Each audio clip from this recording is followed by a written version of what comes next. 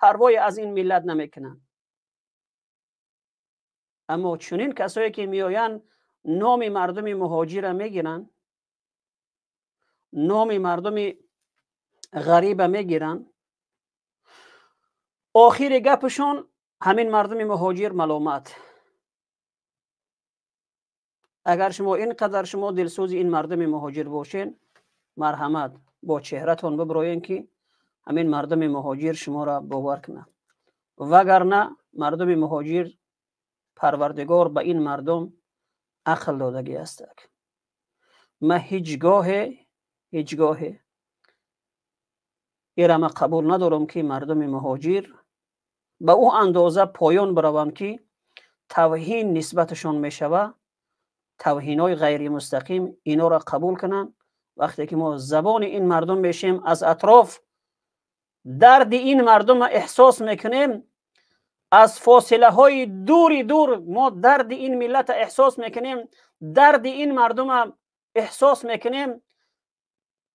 چه خیلی که من پیشتر گفتم که اون کسایی که در اطراف نشستگی هستین و ما را امکانیت دیدن و شنیدن ندارن، ما امروز مردم مبارز در این منبرها شیشته درد شما را احساس میکنیم و زبان شما میشیم که تا که درد شما را اون کسایی که در سر حکومت شیشتگی هستن، اونها درد شما را باید احساس کنند و ناله شما را باید بشنوند. او مادرهایی که امروز از تاجیکستان ترک وطن کردگی هستن، آمدین در روسیه، از فرزندای عزیز نازنینتون دورین، امروز در روسیه آمدین شما عذاب میکشین، ما زبان شما میشیم، ما درد شما میشیم. ای خواهرای محترم، این منبرهای ساده نیست، این کار بلاگری نیست که من هر ویدیو را بمانم درباره او یک چیزی بگم.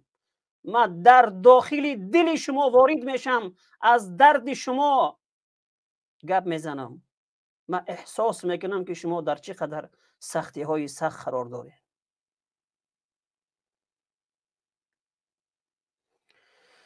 همین است که مردم مهاجر پروردگار به او اندازه پایین نمیبره که یک انسان که نسبت اونها توهین میکنه، توهین غیر مستقیم، اگر مهاجر بیاید و در اینجا دکومنت کند و پتین کند و فلان کند و یگان کس یگان گپش نمیگه. شما اگر مرد باشین با چهره هاتون ببروین این گپا را بزنین.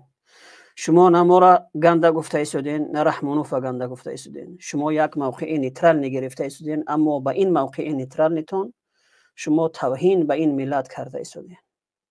قسم به خدا اگر این توهین نباشد با چهرهتون میآیین. میدونین که گپتون دروغه. شما خوب احساس میکنین، شما خوب درک میکنین که این گپ ما اصلا دروغ است. برای خاطری در مقابل این امین مخالفین برآمدن 4 حرفی پوچ و به معنی را زدن، در این برنامه ها ما باید شرکت کنیم. بیایم فقط اخیر کارمان فقط اونمون زبانمون دراز کنیم.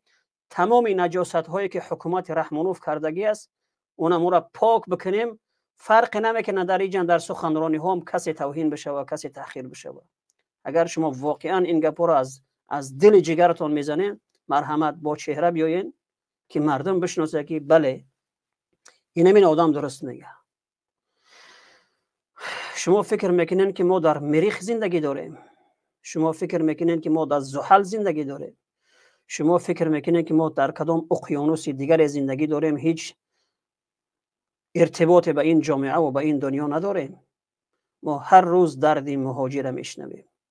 ما هر روز ویدیوهای به دست ما میرسه که مردم با احترام این مردم گوسپند دوره میگریزانند از داخل استرایکه ها. نوارای روان میکنن که از بیرون از بالای اتجاه وقتی سیامکشون میکنن این گریزا بی میگه ما پتین داریم، همه چیز من قانونی و قاعدوی. اما این چیز است، این چی نمود رفتار است که یک حکومت با اون ملت محیط رفتار میکنه. اما شما بازوهای حکومت، اما شما کسایی که امروز از رژیم رحمانوف دفاع میکنین، این همین باطل بدن شما است که با چهره نمیایین. بیاین با چهره گپ زنین، این مردم شما را درک بکنن. اگر نگپ شما قابل قبول نیست، سخنهای ما در رگ رگ مردم ما داخل می شود.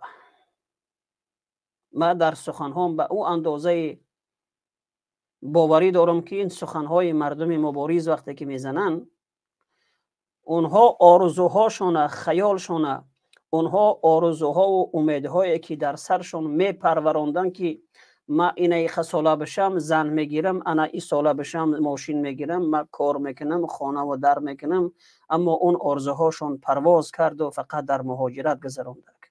مردم اون آرزوهاشون مجسم در این آمدن مخالفین سر قدرت در همین میبینن. میگن همین حکومت اگر بیاید شاید یک کمتر بگیم نسبت مردم یک توجه کنه.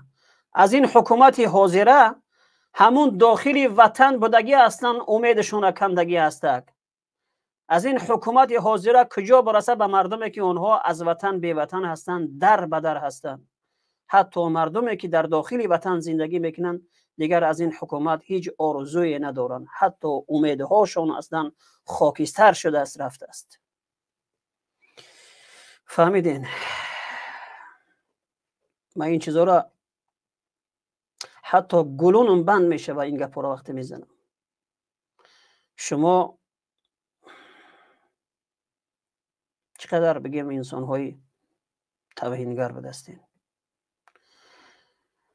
اگر در مقابل ما وقتی که ما در این راه مبارزه برآمدیم، ما تمام تحقیرها و توهینها را ما آمادگیشون گرفتگیم که روزی میشوه که حتی با کسی از خاندانمون شاید از طرف حکومت تجاوز صورت بگیره، ما باید آمادگیش داشته باشیم.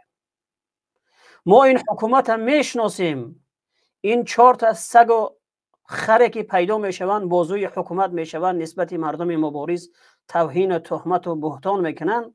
ما این آمادگی ها را داشتیم. ما میدونستیم که اینها صورت میگیره میره، حتی از این سختتر همشم ما توقع داریم. اما هیچگاه به هیچ وجه ما توهین را قبول نمیکنیم که نسبت ملت ما صورت میگیره.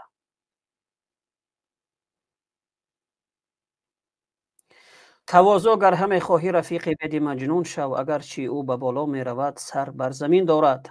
تواضع های دشمن مکری صیادی بود بدیل، که خم رفتن صیاد بهر قتل مرغان است.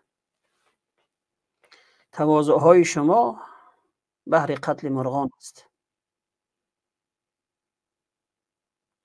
ما در همین سخنرانی های همین کسایی که میبینم، ما اگر بگم که نیمی همین مردمی که در روسیه زندگی میکنن پتین دارن، حتی یک تش اگر که ناحق جریمه بشوه من قبول ندارم.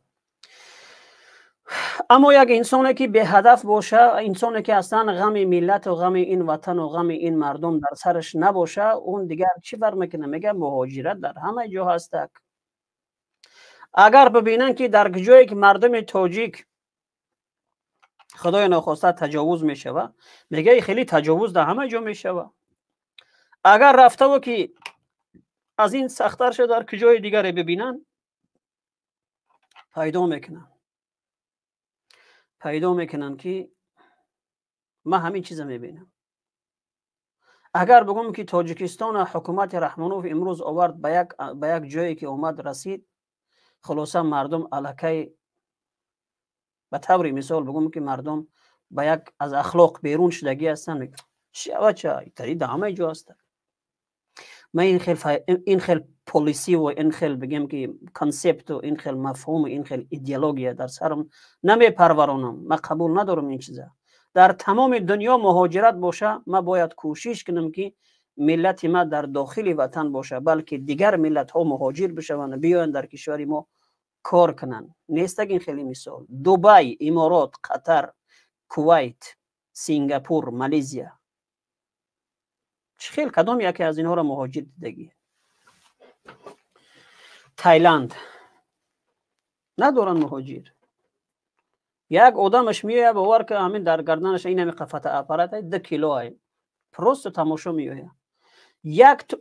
شما شاید کم دیده باشین که یک تاجیک تماشا روسیه بیایه. تاجیک روسیه تنها و تنها فقط برای خاطر زنده ماندن خانوادهش با غربت و با گرسنگی می جنگه. اگر نیاید با گرسنگی نجنگه، اونجا چیزی پیدا نمیکنه که او را کسی پرواش کنه.